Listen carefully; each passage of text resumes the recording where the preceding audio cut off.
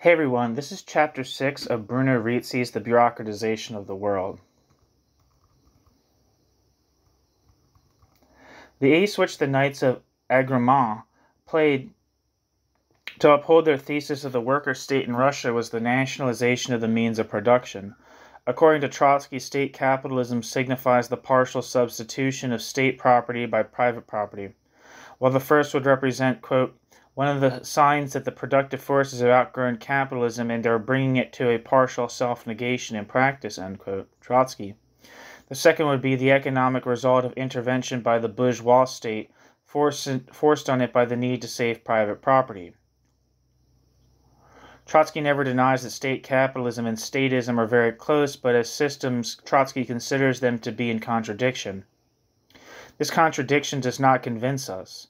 In our opinion, they are but two different manifestations of the same phenomenon, and in a certain way of its internal reaction, the almost natural reaction of a sick social organism which shows us quite precisely the collective form which property must take and the necessity for introducing a planned economy. Statism comes in order to save the productive forces. Statism cannot have a program of development, for statism represents an unconscious reaction on the part of capitalism. But from a social point of view, we may consider statism as, quote, from a social point of view, we may consider statism as aiming, quote, at the presentation of private property at the expense of the productive forces, end quote. So long as neither the bureaucratic nor the socialist doctor intervenes, the patient must look after himself. In our view, both state capitalism and statism correspond respectively on a small scale and overall to the nationalization of property and a planned economy. Whilst these developments are still only sporadic, the nationalization of property and a planned economy have the social characteristics of the economic system in which they have appeared, but once they become generalized, the economic system itself changes completely. It is then we see coming into play the dialectic of the change of quantity into quality, and it is because of their ignorance of this dialectic that some ultra-lefts have taxed Trotsky with being a, quote, juggler, end quote. In our opinion, Trotsky's mistake lies precisely in the fact that Trotsky does not apply this law to the fascist phenomenon. Consequently, if the bourgeois state belongs to the bureaucracy only, quote, in certain ways, end quote, there must become a point when the economy, because of the steady development of state control and state capitalism, is no longer capitalist, and the bourgeois state no longer belongs only in certain ways to the fascist bureaucracy. That state has now become essentially fascist, and the bureaucracy is the class on which it is socially based. In the USSR, the nationalization of property took place all of a sudden, following the October Revolution, but if in Russia the idea of nationalization has no scientific significance,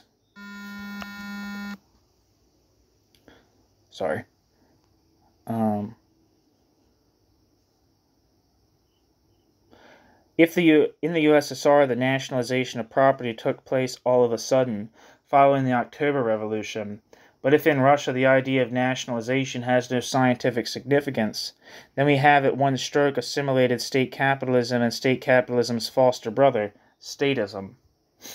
So what has become of the economy?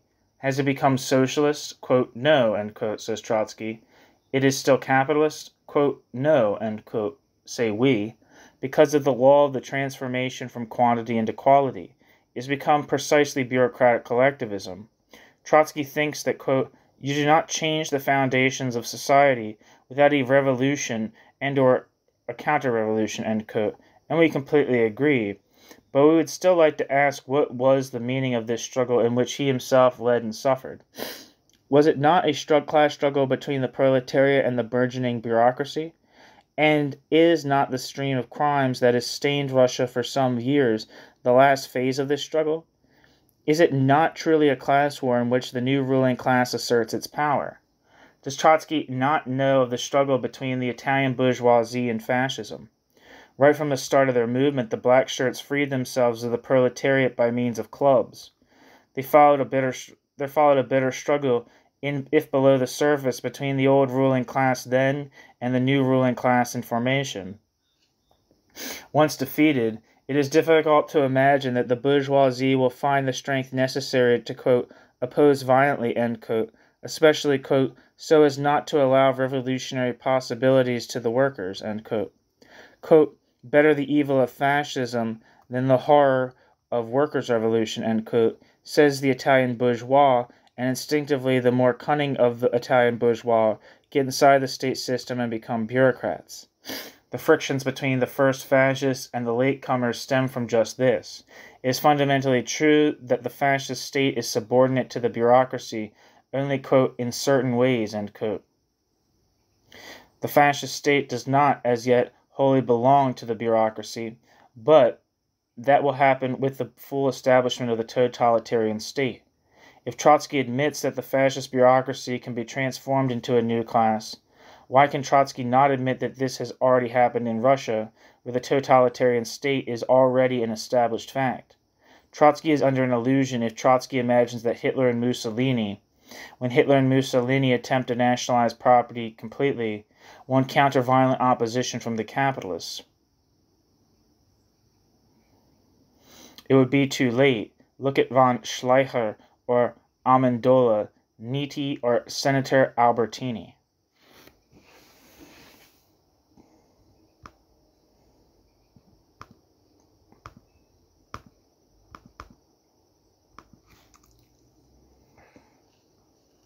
Wikipedia says Kurt von Schleicher lived from 1882 to 1934.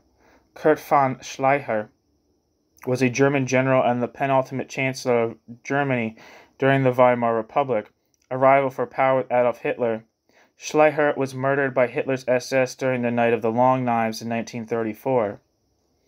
Kurt von Schleicher was born into a military family in Brandenburg an der Havel on the 7th of April 1882. Entering the Prussian army as a lieutenant in 1900, Schleicher rose to become a general staff officer in the railway department of the German General Staff and served in the General Staff of the Supreme Army Command during World War I.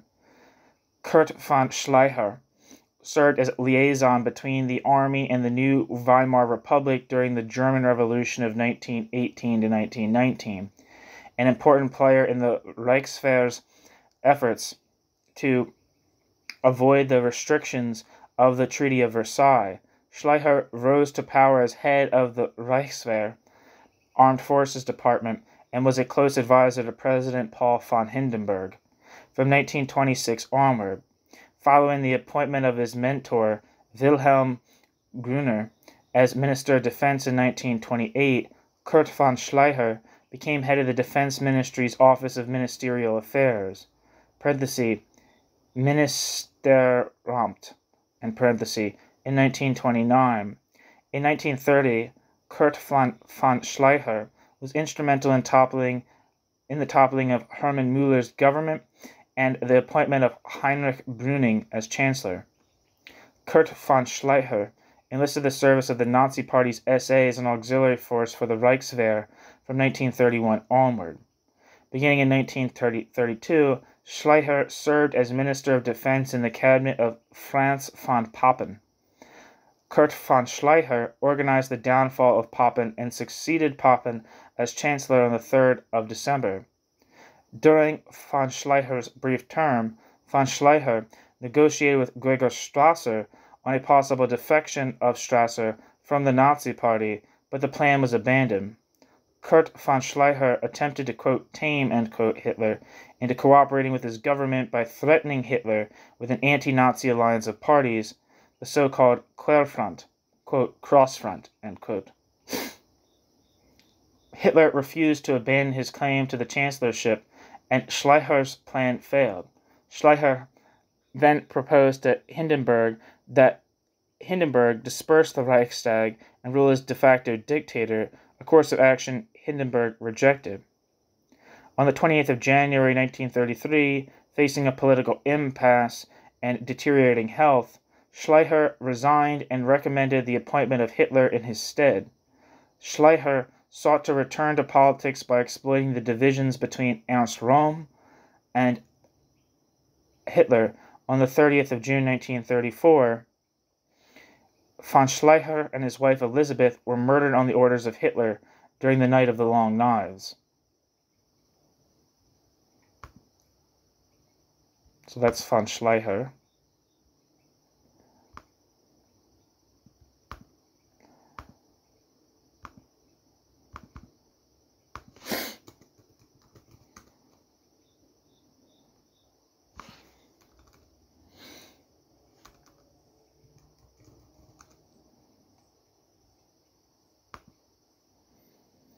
Wikipedia says Giovanni Amendola lived from 1882 to 1926 and was an Italian journalist, professor, and politician. Giovanni Amendola is noted as an opponent of Italian fascism.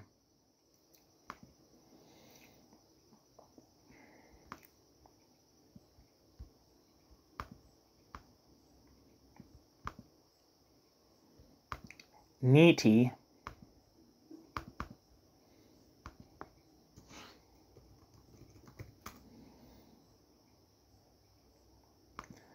Wikipedia says Francesco Saverio Vincenzo de Paula Nitti,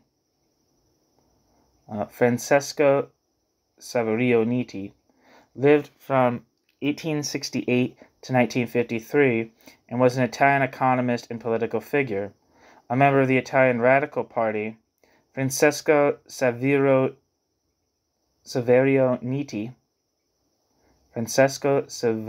Nitti served as Prime Minister of Italy between 1919 and 1920. An opponent of the fascist regime in Italy, Francesco Saverio Nitti opposed any kind of dictatorship throughout his career. According to the Catholic Encyclopedia, in quote, Theories of Overpopulation, in quote, Francesco Saverio Nitti was also a staunch critic of English economist Thomas Robert Malthus and his principle of population. Francesco Saverio Nitti wrote Population and the Social System published in 1894. Francesco Saverio Nitti was an important meridianalist and studied the origins of southern Italian problems that arose after Italian unification.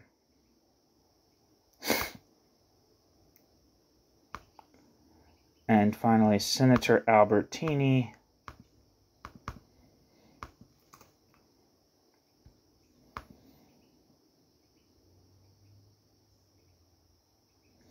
That appears to refer to Luigi Albertini. Wikipedia says Luigi Albertini lived from 1871 to 1941. Luigi Albertini was an influential Italian newspaper editor, member of the Italian Parliament, and historian of the First World War.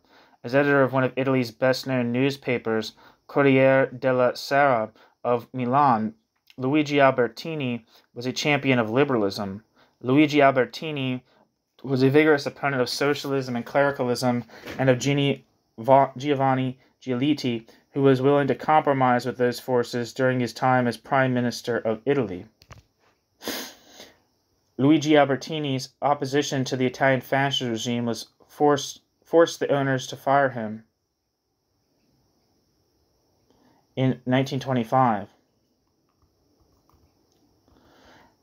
Luigi Albertini was an outspoken anti-fascist, even though at one point he supported the National Fascist Party for opposing the left. From 1914 to Benito Mussolini's March on Rome in 1922, Luigi Albertini was a member of Parliament in the Nazi... When I say Nazi... Sorry, I guess I have Nazis on the brain. From 1914 to Benito Mussolini's March on Rome in 1922, Luigi Albertini was a member of Parliament in the Italian Senate, where he was a key intellectual and moderating force.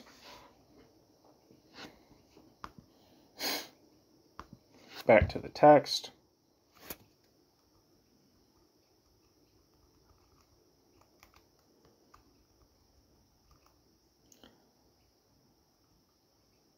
Trotsky is under an illusion if he imagines that Hitler and Mussolini, when Hitler and Mussolini attempt to nationalize property completely, will encounter violent opposition from the capitalists.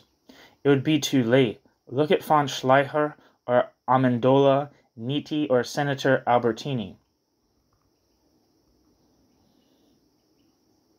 Unhappily, abroad, and especially in the Marxist camp, fascism is little understood.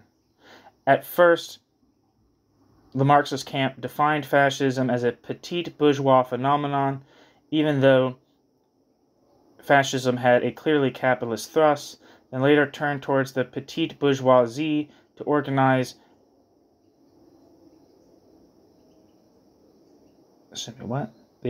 At first, the Marxist camp defined fascism as a petite bourgeois phenomenon, even though fascism had a capitalist thrust, then later turned towards the petite bourgeoisie to organize its consolidation as a class.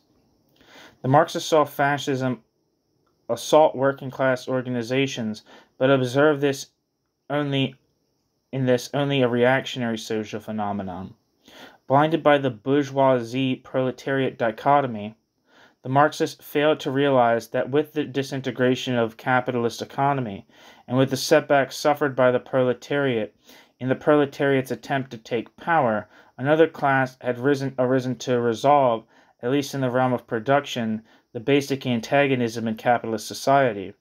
With little noise, as indeed in England during the bourgeois revolution which preceded the French Revolution by a century and a half, a handful of determined men took control from the ruling class that had allowed them a moment of power.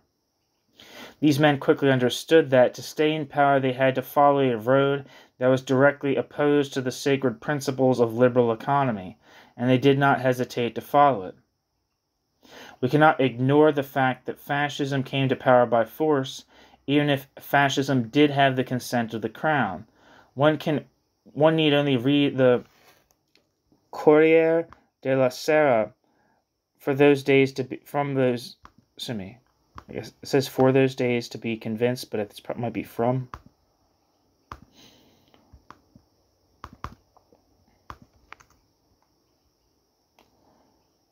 According to Wikipedia, the Corriere della Sera is an Italian daily newspaper published in Milan with an average circulation of 246,278 copies in May 2023. First published on the 5th of March 1876, Corriere della Sera is one of Italy's oldest newspapers and is Italy's most read newspaper.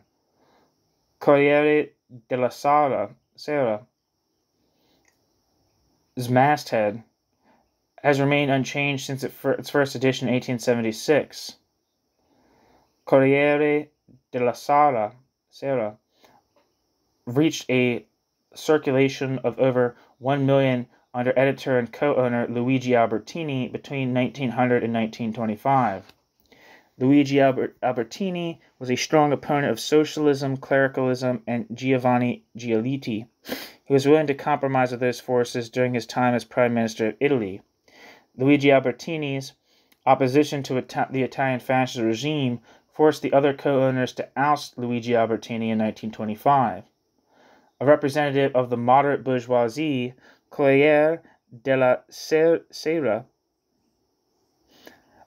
has always been generally considered center-right leaning, hosting in its columns liberal and democratic Catholic views. In the 21st century, Corriere della Sera's main competitors are Rome's La Repubblica and Turin's La Stampa, until the late 1970s and early 1980s when the country underwent a nationalization process. Corriere della Sera and La Stampa were not real national daily newspapers, as their geographical area of circulation was mostly limited to Lombardy. For Corriere della Sera and Piedmont for La Stampa. Thus, both papers shared a readership that was linked to its place of residence and its social class, mostly from the industrialist class and financial circles. Corriere della Sera is considered the Italian national newspaper of record. Corriere della Sera is the, quote, major daily, end quote, and one of the main national newspapers in Italy, alongside La Repubblica, La Stampa, Il Sole 24 Ore, and Il Messaggero.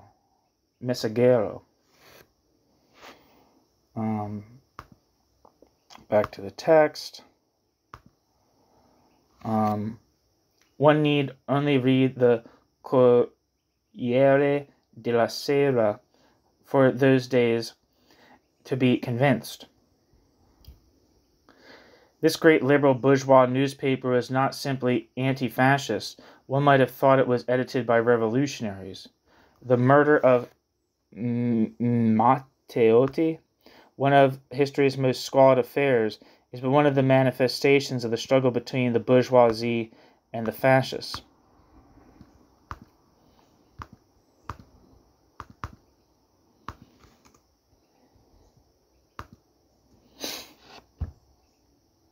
Wikipedia says, Giacomo Matteotti lived from 1885 to 1924. Giacomo Matteotti was an Italian socialist politician and secretary of the Partito Socialista Unitario. Giacomo Matteotti was elected deputy of the Chamber of Deputies 3 times, in 1919, 1921, and in 1924. On the 30th of May 1924, Giacomo Matteotti openly spoke in the Italian parliament, alleging the Italian fascists committed fraud in the 1924 general election and denounced the violence the Italian fascists used to gain votes. 11 days later, Giacomo Matteotti was kidnapped and killed by the secret police of Benito Mussolini.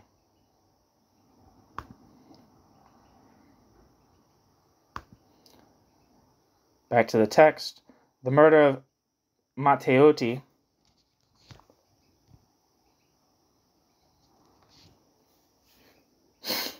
one of history's most squalid affairs, is but one manifestation of the struggle between the bourgeoisie and the fascists. It is quite irrelevant that the so-called socialist parties found themselves on the same side of the bourgeoisie, because these parties were but the hangers-on of the old ruling class. The proletariat had but one option: to get out to the streets and fight. It failed to do this. Yielding to the advice of the Trotskyists, the Treves, and the Modiglianis, the Nennis, and the rest of them, who advised them to stay calm, to provoke nobody, and to display the courage of the coward.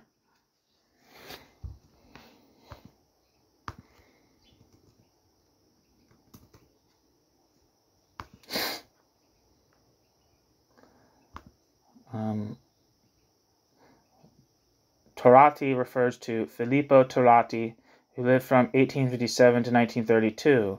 Filippo Turati was an Italian sociologist, criminologist, poet, and socialist politician.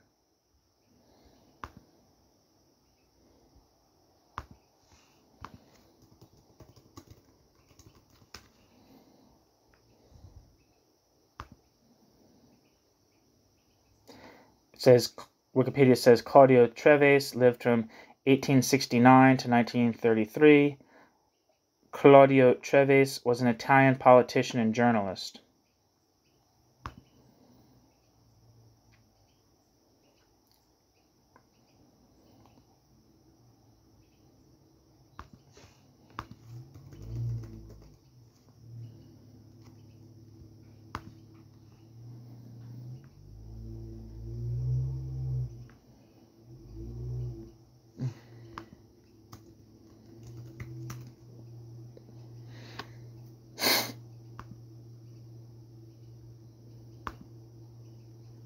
Sorry, I'm looking for...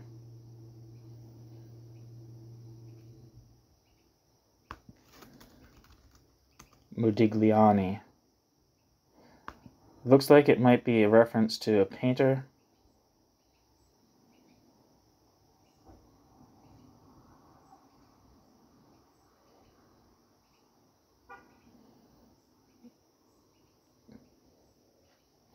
I don't think so. I don't know. I can't tell who Modigliani is in reference to. Anyway,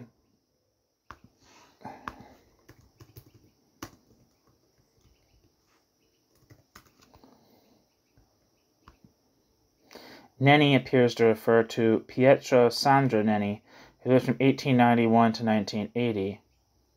Pietro Sandro Nenni was an Italian socialist politician and statesman, the national secretary of the Italian Socialist Party and senator for life since 1970.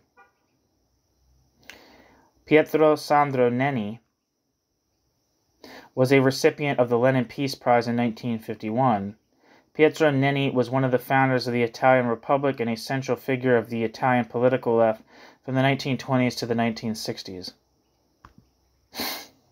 Okay, so back to the text. You have some of those names looked up.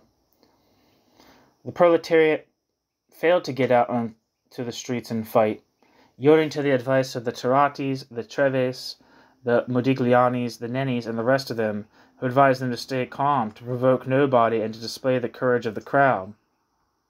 Today, fascism is so strong that the bourgeoisie is at its mercy. There may be the odd murmur every so often, but the real struggle has been over now for some years.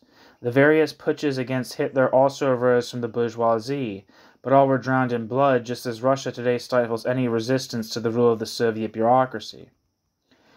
Engels, too, dealt with nationalization in passing. In 1878, Engels said that, quote, "The transformation of the productive forces into state property in no way removes their capitalist quality. The modern state is the organization that bourgeois societies have taken on in order to maintain the general conditions of capitalist production, as they face the workers on the one hand and individual capitalists on the other. The modern state, whatever its form, is essentially a capitalist machine, is the capitalist state, is the ideal collective capitalist. The more it takes over the productive forces, the more the modern state becomes a truly capitalist collective, the more the modern state exploits its citizens. Workers remain wage slaves, proletarians. Capitalism is not abolished. It is, on the contrary, pushed to the extreme.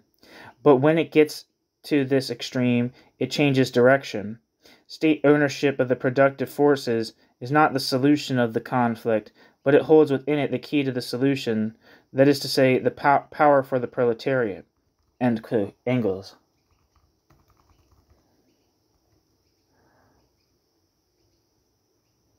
Coming at the peak period of capitalist development, the nationalization of the railways, the postal services, or the tobacco industry demonstrate the inevitable transformation of private into collective property.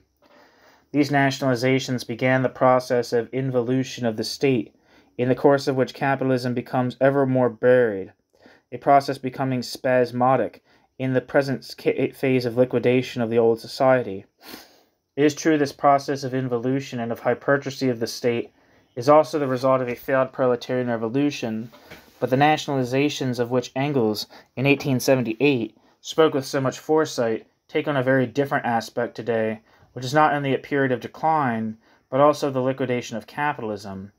In 1878, at the height of bourgeois development, nationalizations were the high point of capitalist creativity. That is to say, quote, "the ideal collective capitalist," end quote, as Engels says. Today's nationalizations are not limited to tobacco and the railways. Sorry, there's a footnote that says Rizzi's quote that I just said about Engels is slightly. His quote is slightly approximate. Is kind of an approximation, or it's imperfect, I guess is what it's saying. Sorry, today's nationalizations are not limited to tobacco and the railways. Today's nationalizations take in industry, trade, banks, insurance, foreign exchange, and even land. In fact, these nationalizations, in the process of nationalizing, destroy private property and smash the bourgeoisie as a class. It seems to us that Engels perceived very clearly the social overturn which followed when the state pushes nationalization to the limit. Quote, at this point, the state changes direction. The conflict is by no means solved when the state becomes the owner of the productive force. End quote. So, quote, at this point, the state changes direction. The conflict is by no means solved when the state becomes the owner of the productive force. End quote.